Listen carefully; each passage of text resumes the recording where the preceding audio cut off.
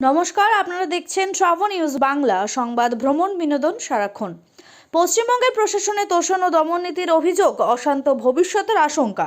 সমালোচকদের অভিযোগ, মমতা বন্দ্যোপাধ্যায় দীর্ঘদিন ধরেই পরিকল্পিত ও ধারাবাহিক নীতির মাধ্যমে পশ্চিমবঙ্গকে এমন এক পথে চালিত করছেন যা বাংলাদেশের অভিজ্ঞতার সঙ্গে তুলনীয়।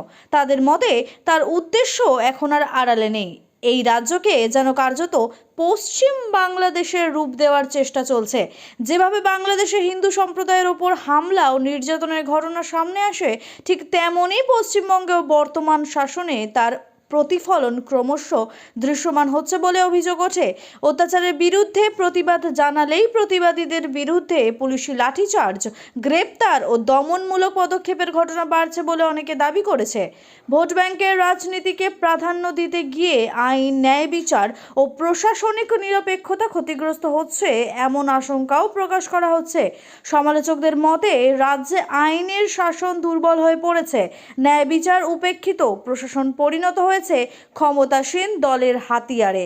এমনকি ধর্মীয় সাধু সন্তানরাও আক্রমণ থেকে রেহাই পাচ্ছেন না।